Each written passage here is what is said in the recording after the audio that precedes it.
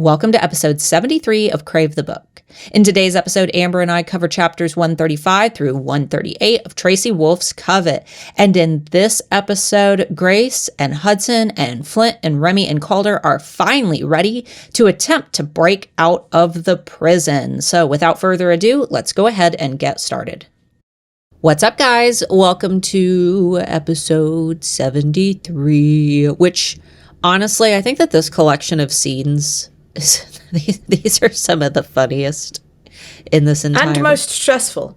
They are because like you've gone through like a fourth of the book where they have this plan and then the plan just goes wrong, which it derails.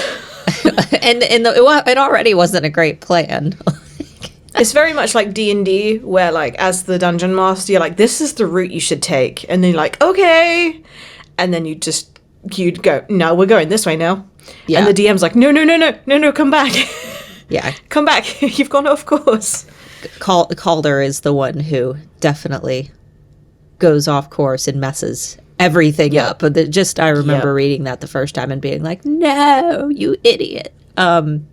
But guys, we're covering chapters 135 through 138, which for some reason I apparently wrote 1,138. We read a lot of pages today. Yeah, we read so many pages. But if I don't think we have a lot of spoilers today. It was kind of just a couple fun, really quick chapters before we get into the Giants battle. But be sure to listen for the wolf howl, because if we do think of any spoilers or things we want to discuss along the way, that howl will indicate that we're getting into spoiler territory, potentially for Court and Charm. And if you guys didn't see it already, they have just made the announcement that when Cherish comes out, it will include all of the same bonus additions that came out with Charm, including the Shadow Realm bonus edition at Walmart. God damn it. I know. My box is going to take even longer. Well, I'm probably because it's a couple months. I'm probably just going to go ahead and I think it's like May, right? Guys, yeah, last time that I was in Ohio and she was, I'm going to make you up a box. That was a year and a half ago. It was a year and a half ago. But there's 5. It's Ooh. 3 months until it comes out. So I think that justifies a separate box. But I will be going around and getting all of those bonus editions. That way we can all, when we cover Cherish, we can cover those bonus chapters with you guys as well. But yeah, getting into the meat and potatoes. Last we left off, Grace was getting a tattoo, and she wasn't allowed to know what the tattoo was. And so I actually have a story about this. So I found out my friend is going to get a tattoo. She in a couple of weeks. She said it's going to be a Pokemon one. So I went, oh, who are you getting? And she goes, oh, I don't know. And I'm like, what? What? She goes, yeah, it's a gumball machine. I've seen that. Like a lottery of which Pokemon. I was like, that would stress me out. Like, what if you got Metapod? You have to pay. I think you can do it. I think that you can redo it. I can't remember the rules for it, but I've seen tattoo places where if you really, really hate the Pokemon you can pay to do it, swing again.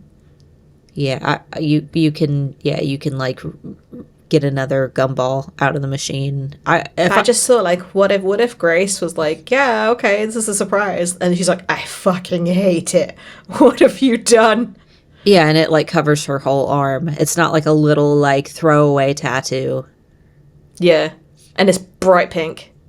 Oh yeah, she actually really. Although maybe I think it's kind of growing on her. I do too. I think that no matter how much she says that she hates pink, she's associating it with Macy. Yeah. It's like people who was like, oh, here you go. Here's a corgi gift. And I'm like, I don't have that kind of corgi. But now it's happened so much that I don't really care anymore. Well, it's better than I get corgi gifts, and I have a freaking It's the wrong breed at all. I have a Shiba Inu, and everyone buys me corgi things. I'm like, these are not even close to the same type of dog. But they have ears. Yeah, they both have ears. They both can be brown and white. Yeah. So Grace, I'm going to send you the weirdest dog breed things. Like, they're not even a corgi. Like, nothing that looks like Shiba. It looks just like Amy. It's like a Scotty dog. anything with a curly tail. But so Grace ends up getting her tattoo, which we don't actually get any scenes of her getting the tattoo. It's like she went in the tattoo shop, No, and now she's black. Yeah, and then she's exiting the tattoo shop, which, you know, I just thought it was really funny how they have been rushing around saying, we only have a few hours. And then she proceeds to get the longest and most intricate and time-consuming tattoo ever, because apparently it's a big vine with leaves and flowers, and there's like little dewdrops on the leaves, but it's completely made of dots, which I've seen. And they are very pretty. But for one, that sounds like longer than a 6-hour tattoo. Yes. And for two, if I was in a hurry, I would be like, yeah, just do whatever. Like, do it around my finger. Yeah. I mean, if it needed... I do think that it's definitely, like, iconic. Like, if you saw someone walking down the road with a vine tattoo like that, you'd go, oh my god, have you read the Crave universe? But the problem is, they could probably just go, no, I just, really like leaves. Like the what? It's not like the Deathly Hallows symbol, which is like unanimously decided like that is the Harry Potter symbol. But yeah, I as much as I love the idea of the tattoo and it's really, really pretty, it's not very specific to the Crave universe enough for us to know exactly that, because everybody's got this like their own idea of what it looks like. Yeah, it's not like Feyre's tattoo where everybody gets the moons like down their spine. Yeah, even the hand one with the eye, like you can, like, no one would choose to have that unless they would. Here's the problem. Frickin' Daughter of Smoke and Bones does the same hand tattoos, and with eyes. Yeah. Oh. And Feyre's tattoo with the moon phases down her back, that's also kind of a normie tattoo. So maybe we're just cursed with the whole tattoo trope. Yeah, maybe. I that's why, like, when I incorporated tattoos into my book, The Channel, and I was so vague. Like, I described them in high detail so that everybody has their own idea of what they are, but they're also so vague that everybody's going to have a different idea of it. And mine actually changes. Like, I don't even have a solid idea of what my tattoos in The Channel look like, because they kind of change scene by scene depending on how I was viewing them at the time. So there is the possibility that Tracy, maybe she saw like a picture of a tattoo and she kind of liked the general idea, but then she came up with, maybe she saw a cool vine tattoo, but then maybe she saw some cool tattoos made out of dots, and she created like her own idea, which it would be cool if Tracy went and got like that tattoo that way. Because then we would know. Right. She would have the official tattoo. Yeah. And a vine, it's not like a tattoo you're going to regret. It's like it's just, you can't say, oh. The thing is, at the same time though, like, you don't want to kind of force imagery on your readers either. Yeah, because then it could be completely different to how they envisioned it. Like, for example, the whole Hermione debacle, like, there are some people that just imagined her to be black and had no idea that everybody else in the world saw her as white. Mm-hmm. But, like, imagine if JK came out and was like, oh, by the way, she was Indian. You'd be like, pardon? Right. I thought that she did say that she was intended to be black, or maybe that was just me. I have no idea. She's not a very nice person, so yeah, I don't really take too much credence in what she says. In fact, I am swerving so far away from her that in my book I'm deliberately putting non-binary and trans straighten from the off.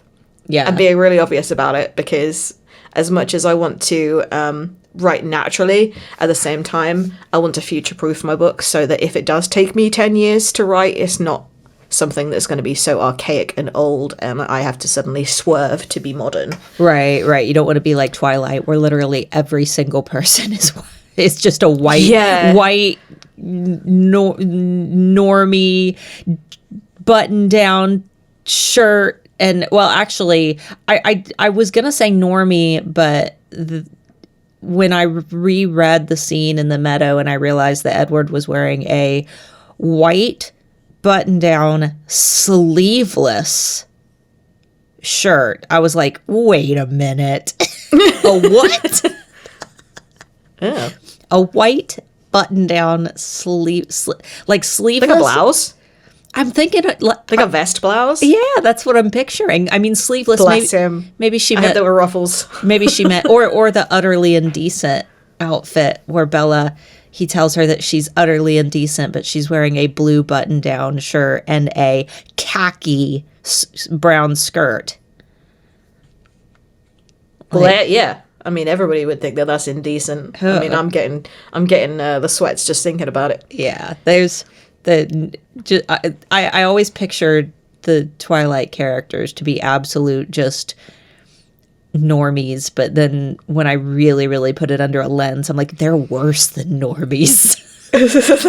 Thank God that they had a better wardrobe for the movies, because it would have been an absolute disaster. But anyway, so Grace gets her crazy tattoo, and then her and Remy go to meet back up with the group, and Hudson is at the undisclosed location that they definitely didn't reiterate before they left. They just kind of went bye. They didn't say meet back at the taco place. They all just knew. They all just knew to go back to the taco place, because that's in this place where they've never been before as well. It's not like it was like a normal meetup place for them. This is the first time they've ever been here before. Yeah. Hudson doesn't know how to navigate anywhere.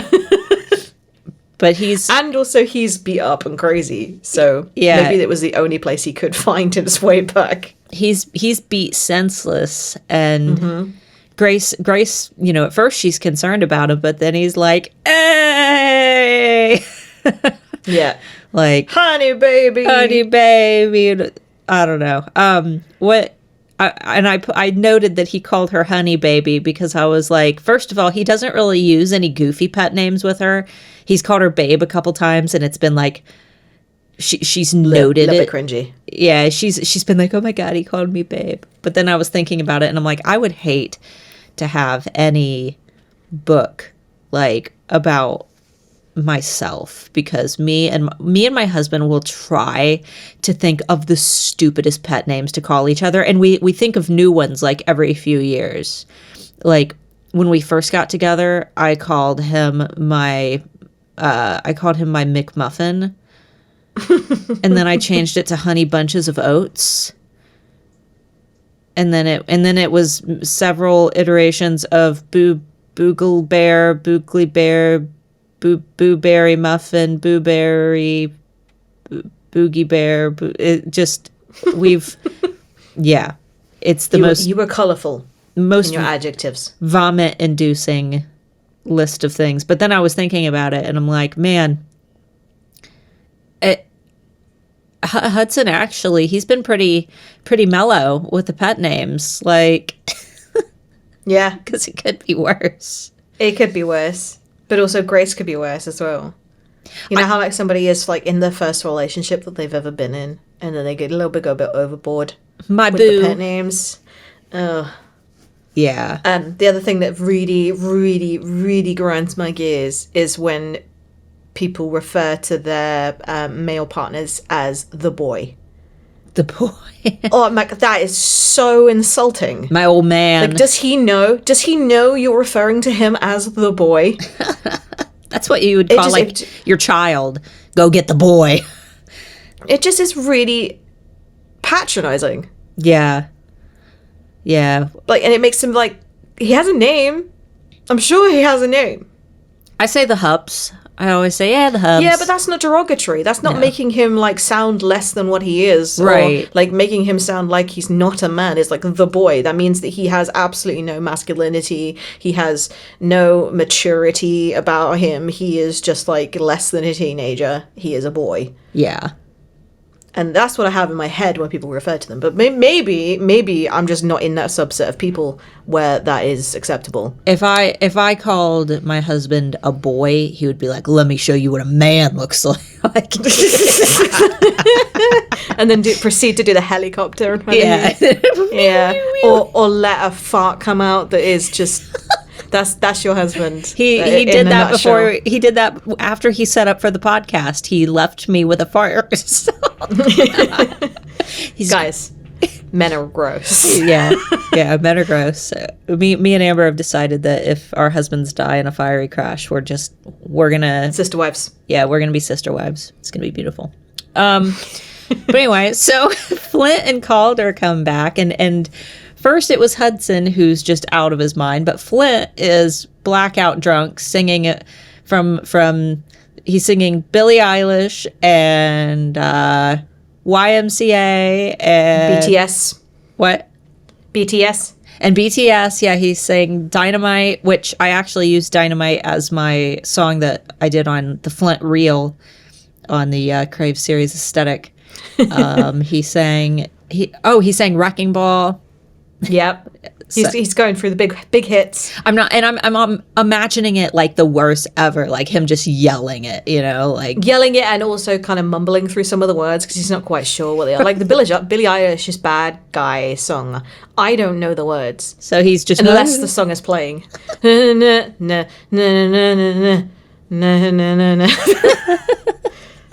Bad guy. That's my best rendition of it because I don't know the words. Yeah. So, and Caulder is just carrying him back, and Remy's pissed because he's like, "What the hell did you do to him?" And what's really funny is like Hudson was obviously fighting and getting worse off, but he couldn't get out all of that like stupidity and being all like lovey-dovey with anybody else until he got back to the table. Flint has probably been singing and being very drunk since he started to feel tipsy. Yeah. So Caulder probably is at a few hours in. Yeah, even she seems Flint like she's like starting that. to get annoyed. She's like, I'm done with this. And I think there was a bit where Grace goes like, well, like, what can we do? Like, what can we do? How can we fix him? Like, coffee. Get Flint coffee. But no, they're like, water. Have some water. I keep forgetting that you're not drinking it. Yeah, and so he probably is drunk. And they said that dragons metabolize their alcohol faster. But for one, that sounds like a terrible time because that means that you would have to drink. It's the most expensive date ever. Yeah, that would be expensive. And for two, I mean, if he is the prince, he has money. Yeah. Not in prison, but he has money. I mean, technically they do because Hudson won like a lot of money. Mm-hmm. Yeah, and so one of my notes got moved, so I skip one note. So they basically agreed to just go for it, to go talk to the blacksmith and try to get out with the hope that Flint and Hudson will kind of sober up, and they've convinced Flint to get up and walk by Caulder basically saying that she'll do the YMCA with him. He's like, okay, but you have to do the hand motions and everything. And I noted YMCA in here because did you know that I've seen The Village People, and there was like no one there at the show, and it was really sad. And it was a free show. Oh yeah, dear. It was at an outdoor like park in my hometown, and they advertised it and everything. And there was like, I mean, there were a lot of people there for it being free, but like not for a group that literally everybody knows who they are and what their song is. I think there's a similar story for Coolio. I think Coolio has started a gig and no one came. I was like, oh no. Can you imagine? Can you imagine being like a famous person and no one's showing up? That would be just depressing. You just like feel like you thought you made it, you reached your peak, and you're like, oh no, I know what'll be great. I'll come out of retirement, do a comeback tour. Literally day one, you walk out on stage and it's crickets. Yeah. There's like nice little like paper flyer that you had put on a lamppost yourself because you don't have a team. Just flying. I made it, Mom. I finally made it. Yeah. And there's just bodyguards that you had to hire just stood there outside the ring looking at you really awkward. Like, who are we supposed to protect you from? No one's here, dude. It might be a relief. It might if it's just like one show out of a tour and nobody shows up, I'd be like, yeah, nice little break. So notes are a little bit jumbled, but Grace makes the offer to help sober Hudson up faster by letting Hudson drink from her. And first of all, Remy's like, yeah, we really don't have the time for that, which I thought was kind of funny because it's like, oh, we need to get you sobered up.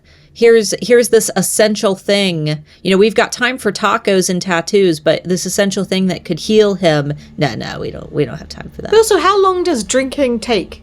Yeah, he technically did get to, but he goes about it really, really weird. Like Hudson kind of goes like, "Oh no, I couldn't possibly do that in front of everybody. Like that's way too sexy." I'm like, no, that's our private time together. And it's like, dude, you need nourishment and you need healing. It's like receiving a bowl of chicken soup when you have the flu. But he's like, juicy erotic soup. Can't possibly eat that in front of people. Yeah, I thought that it was really funny because I'm reading From Blood and Ash, and for everybody who's read that series, Hudson is literally the opposite of Castile, because Castile, he's just like, he doesn't give a shit who's in the room. He's like, come here, let me bite you. Num num num num num num num. And then Grace said that she said that she gave him a little bit from her wrist during the walk, and all I was thinking about was like, imagine holding your wrist like up and outward, which I'm doing right now, and someone biting down on your wrist and just walking with them like hanging on your wrist, like the way that you would walk if you were like, if you had like a falcon perched on your arm, except it's Hudson with his little hands, both of his little hands grabbing her wrist, like leading a child around the grocery. Would have been much more efficient for her to be a piggyback and then like wrap her arm around his mouth. Yeah, she could be like a little backpack, like little Yoda riding. Little picnic backpack. Yeah. That's not very sexy, of course. So therefore it probably won't be written in. Better hang on tight, spider monkey. So if anybody's writing some vampire fiction and you need some actual scientific poses that would work ergonomically for blood sharing, blood piggyback. There's an episode. Yeah. There's the episode title right there. Yep. Blood piggyback. Yeah. Hell yeah. Hell yeah. It's just like a little like jetpack of blood. Like what are they called? Camelbacks. Those. It's a fanny pack. Yeah. Grace the fanny pack. So they get to the blacksmith, and I'll tell you what, both encounters with the blacksmith, they just piss me off. I really hate the blacksmith. He's kind of an asshole. He does not listen. He does not shut the hell up. He's not in very many scenes, so yeah, I'm glad, because I don't like him. But they well, I guess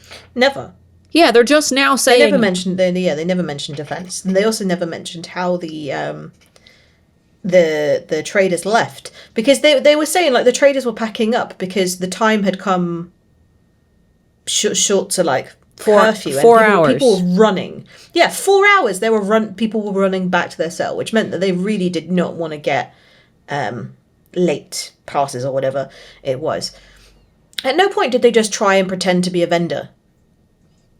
And just walk out. Yeah, sneak into the back of one of the... They could just punch one out, swap clothes, just walk out. Yeah, other than the giant. Also, they would have the issue of the whole, like, they're wearing a bracelet within a bracelet within a bracelet, but... Yeah, and it might beep. Beep, beep, beep. But then they have Vander, who literally made them, so if anybody was able to get them off, it would have been him once he got out as well. Yeah, maybe. I mean, it sounds like he's got all the equipment to make stuff. He could have busted those bracelets off immediately. The plan is so half-cocked and just silly. But they had apparently Remy had a plan B the whole time, which was to go knock on this beautiful golden door, which Grace immediately identifies as being real gold somehow. She bites it. She bites it. she has one of those little things that they use at, like, the pawn shop to, like, tap to the ring to be like, oh yes, that is real. She also likes, like, oh, can we use my tattoo now? And then he's like, no, there's even more of a less of a shot. Yeah. Like, he believes in that one even less. He made her sit through 6 hours of pain, being stabbed with a needle multiple times to have a permanent feature on her body, to basically say, I'm not really sure whether it's going to work. I mean, good on him for having multiple layers of security. Like, that is the definition of anxiety. So, you know, I'm all for it. I love that he does the what ifs. Yeah, he had, like, the money backup plan to be able to buy their way to... Well, wait, what was the first plan? That's with the money. What I want to know is they went... Well, he knew that they only had 3 flowers. Uh-huh. And he knew that Grace would only give him a flower when she knew she was free. But is buying their way out a possibility? I think it was going to have to be. Like, I think he already knew that they were going to have to buy the way out for 3 of them. I would have just went with that plan first. Yeah, but it was like whether they had enough money. And they didn't know that they had enough money until Hudson, like, won all of the fights. But then the price apparently changed to buy their way out. But I don't think that he even told anybody, like, we need to make the most money possible because this will buy us our freedom. You'd think that the others would have definitely put a bit more effort into the beginning of the 12 bloody hours that they were there to make money instead of spending it on tacos. Or they could have been doing some money. They could have been doing money. No, they could have been making more money in the hacks, doing more gambling every day. Well, I think that we were going to, but they just started to deteriorate. They had no... Oh, okay. Yeah. But Grace and Remy, they had no problem, so why weren't they the ones that were betting? Flint and Hudson and Caulder were the ones that were having to go into the chamber every time. Yeah. But yeah, just silly plans. Yeah, Remy should have explained all. Okay, so here's our first plan. All of the options, yeah. If this plan doesn't work, we'll do this. If that plan doesn't work, we'll do this. And if none of those plans work, then we'll try to buy our way out. It's like, communicate. Yeah. And it was like they didn't practice a conversation with Vander at any point either. Like, look, we've got to convince this guy to come with us. His wife has been waiting for 1,000 years outside. She's got this promise ring that he's not taken off.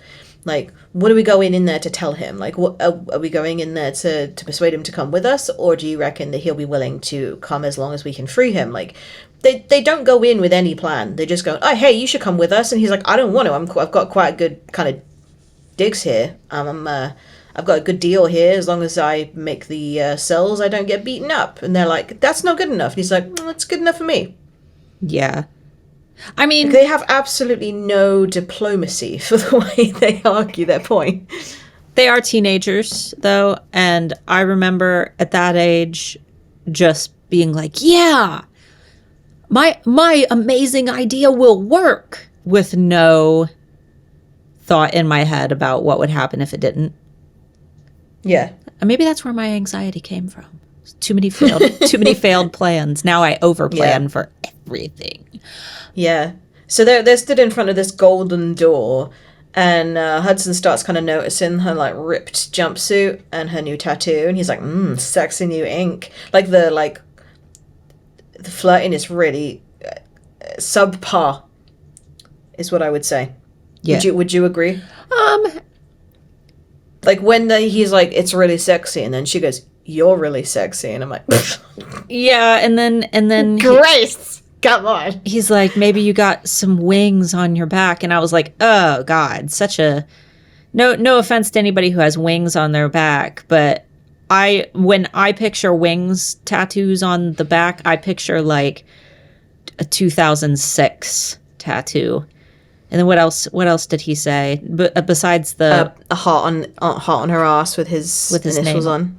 And then but I think about that and I'm like, my mom has a tattoo with a heart with my dad's name in it, and she's been with like 5 other people since her and my dad divorced. And she's still. So then I think about that, and I'm like, oh, don't ever.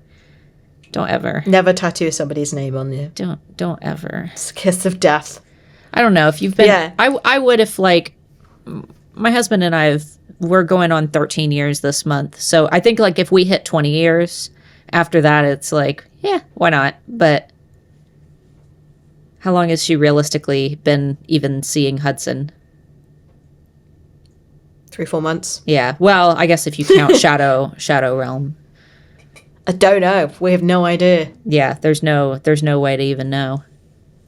But yeah, and the flirting kind of gets to a point where it's a little bit heated, and then she's like, you should find out when you take my clothes off kind of thing. And Flint's like, oh my God, will you two just do it already? We're like really bored of your sexual frustration. And then he hits back, he's like, it's not frustration, it's foreplay. And I was like, oh. Weird things to say to your friends. Like it was like, you just like, I don't know about you, but I would be really pissed that my boyfriend kind of let slip that we had already had sex without my kind of say so that it would be okay to say. What? If he took my virginity, like literally last weekend. Was that how it... No, wait. Okay. He didn't... I don't think he did take her virginity. But it wouldn't matter because now Flint knows. Yeah, that they've... I like... nobody would say that. It's not frustration. It's foreplay. If there wasn't that kind of like, it's okay, we've already done it. Yeah. And I would feel really outed, and I would feel really like my privacy was on display. And I obviously know that we're flirting like in public, but it's not like we've had a private moment to share in the last week. Yeah. But yeah, I would be really like not offended or anything, just mortified that he thought that it was okay to just like blurt out that it's like, no, it's okay. We did it behind the bins earlier. Like, that's not okay. Like, even as a joke, unless I am also of the same humor, because then it kind of sets you out on an even like level playing field. The thing is, this whole scene, like everything that's happening with all the stress, like being flirty would be the absolute last thing on. I would be so unpleasant. Like, no. But at the same time, it's a good distraction. So if she's accepting it and she's kind of flirting back, even if it is really poorly, like at least it's kind of continuing the thing. And I understand that from Flint's point of view, he doesn't really want to be involved in it. And he does kind of make the joke. He's like, come on, could you just like get it, like just find a room? And like Hudson's basically said, oh, don't worry, we already found a room. Yeah. That was private. Yeah. I don't know. Maybe that's just me. No. I can definitely see it. I feel but like, because Jackson's already done the same.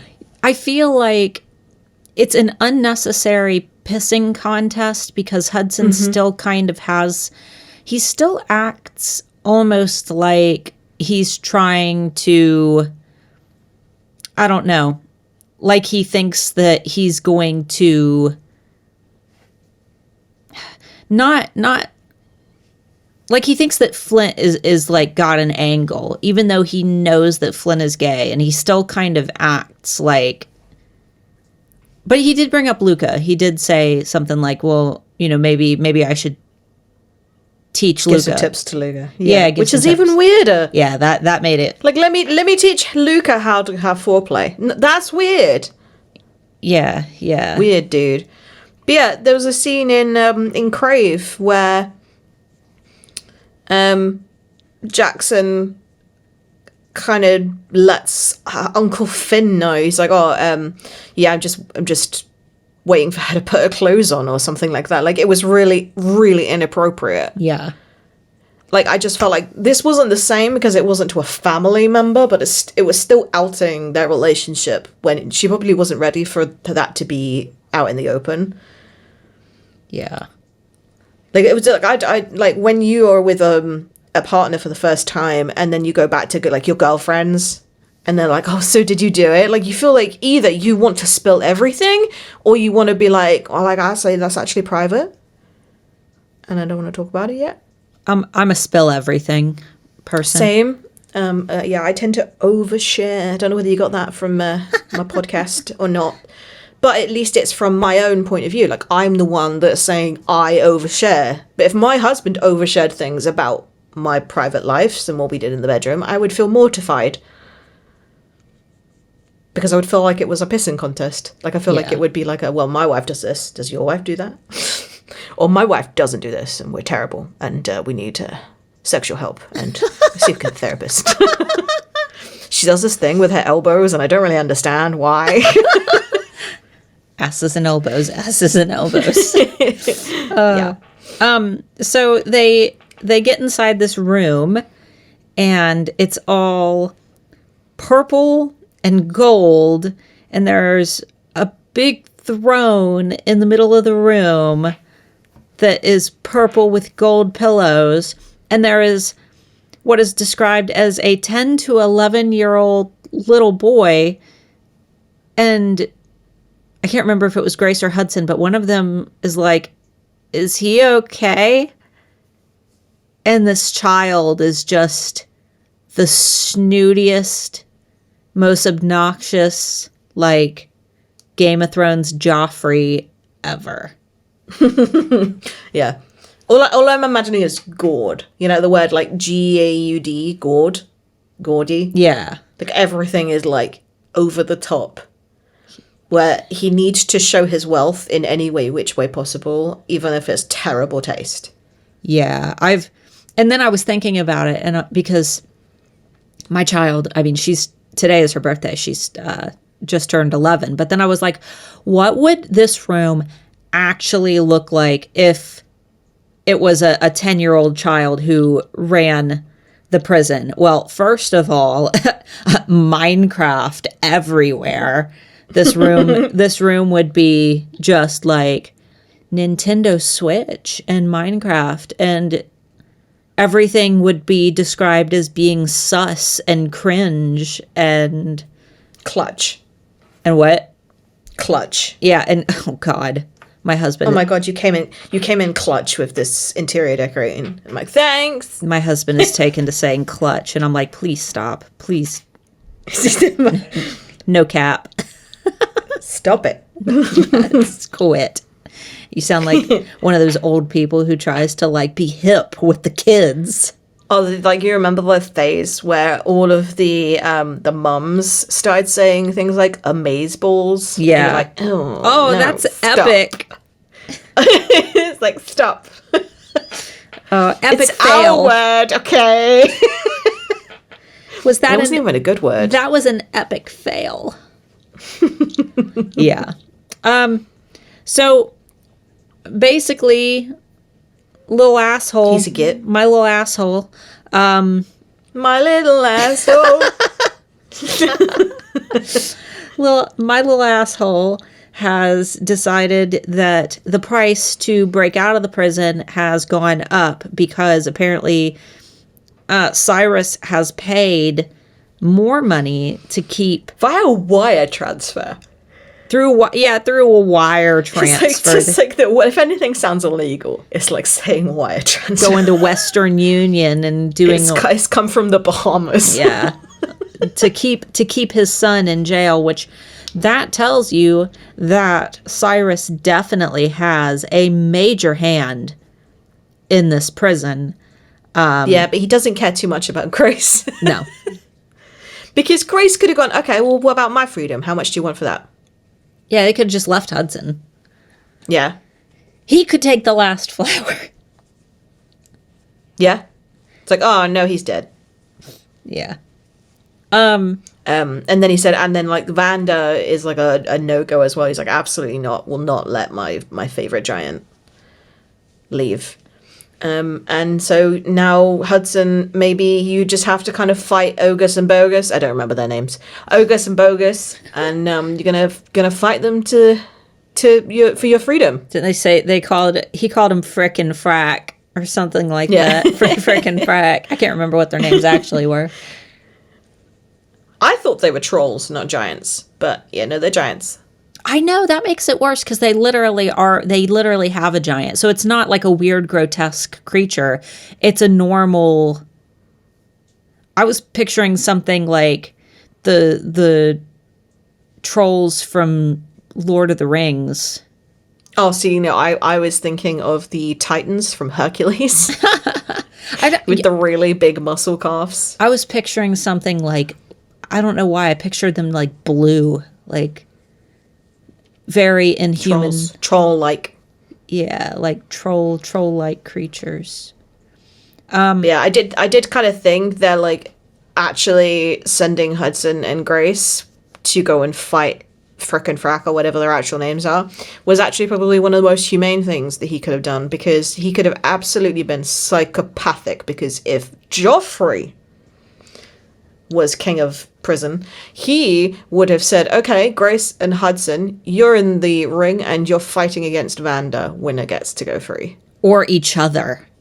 Yeah. He's like, I'm only letting one out. But if Grace and Hudson kill Vanda, they're free, but they'll never get the crown. And then if Vanda kills Grace and Hudson, he's never going to make... Well, he's made them the key, but the key will never be used. I mean, really, that would be the best case scenario for Vander, because then he can still just go home. Yeah, he can still go home, but nothing happens. Like, no one basts Cyrus. I mean, Vander doesn't even seem to be pissed at Cyrus at this point. He's just like, oh, I didn't realize my wife was still alive. Okay, cool, let's go home. Yeah. Like, yeah, I had a thought, and I was like, oh my god, just imagine if he just went, actually, you're going to fight each other, the winner gets to go free. Yeah. And they need everyone in that group to get free, otherwise it was pointless.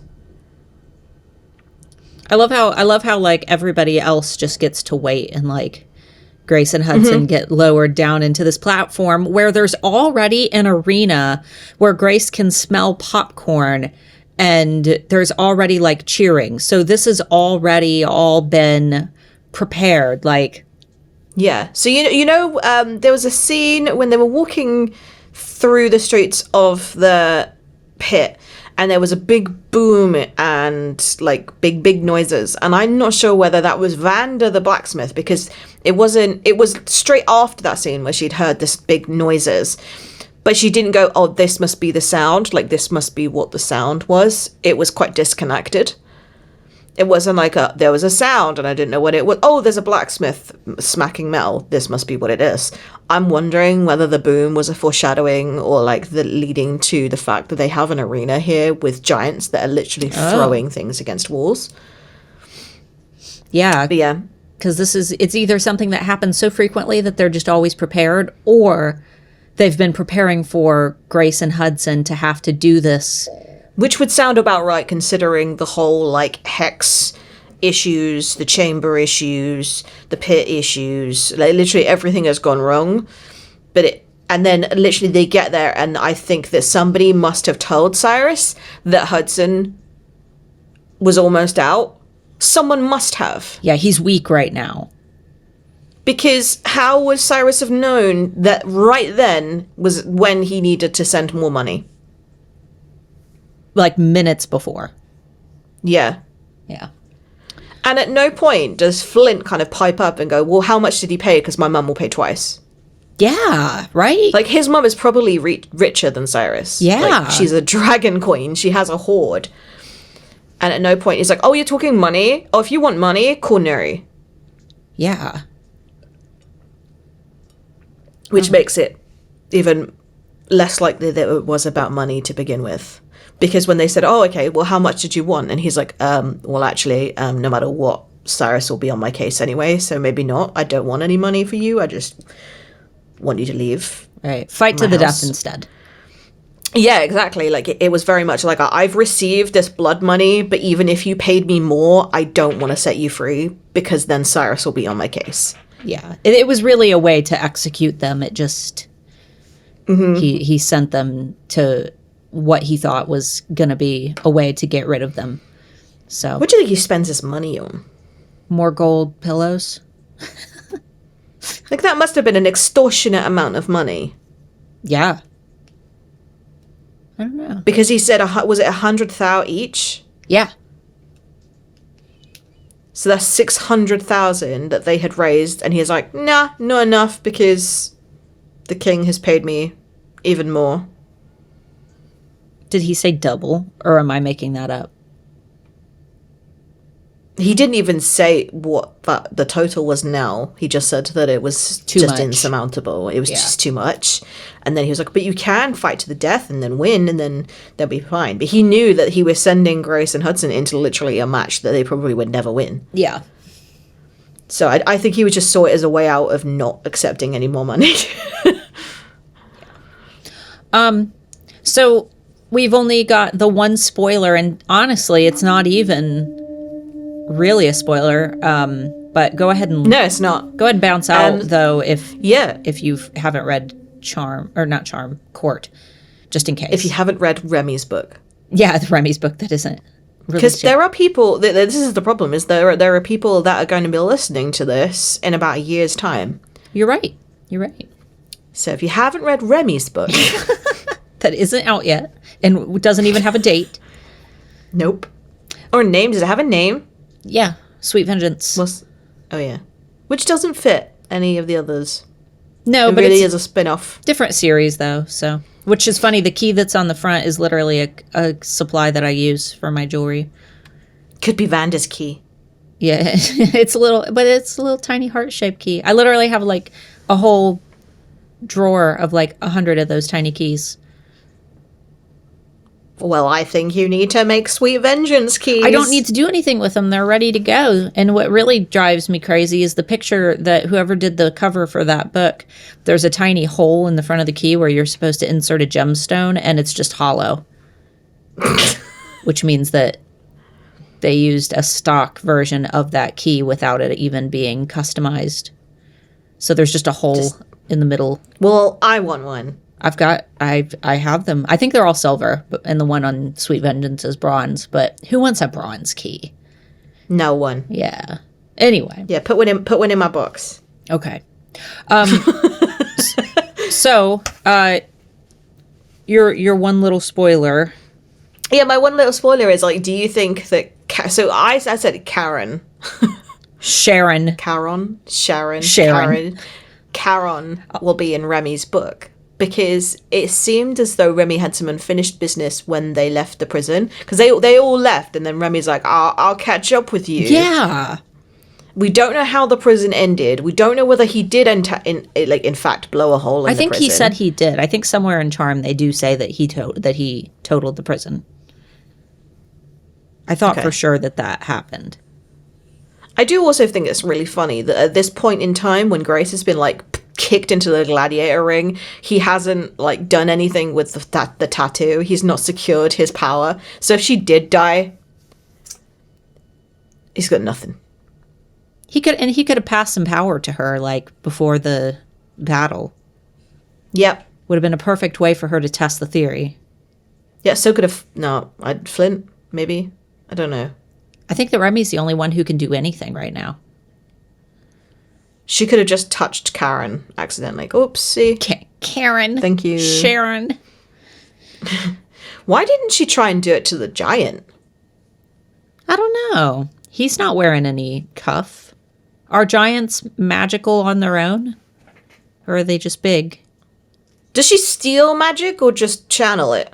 I think she just channels it. She's a So she couldn't sap it. She couldn't, like, siphon it out and go, oh, no, what have I done? You're now weak. Boo-hoo. It says she's a conduit.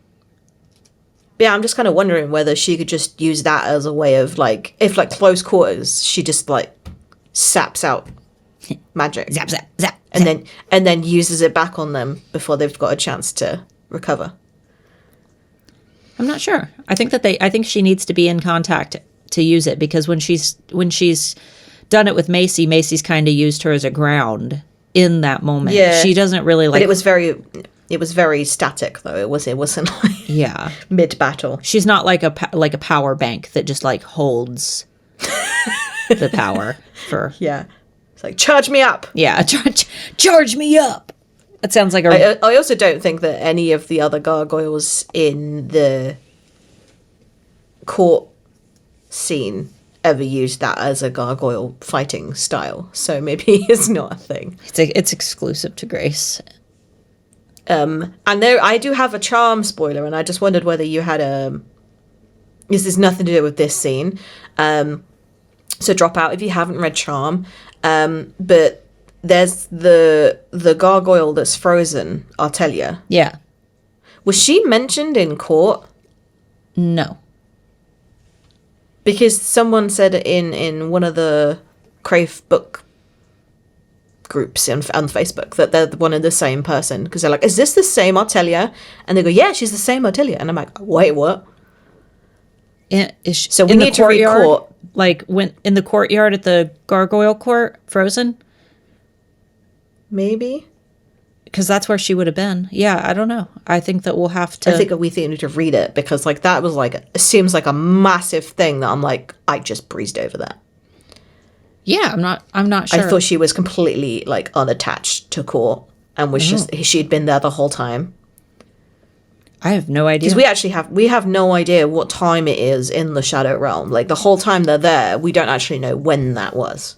Yeah, because time is passing so slow there, when in the real world it's only been like a couple weeks. Yeah, and then you know how she gets unfrozen, but then she gets touched by dragonfire.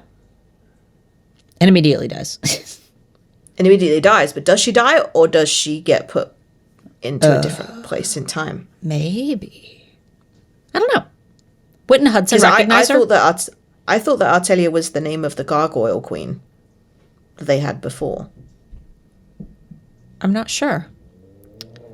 Well, I think we'll probably know within probably got like 5 more episodes of Covet, and then... And the gargoyle court is quite early on. Yeah. In court, wasn't it? Yeah.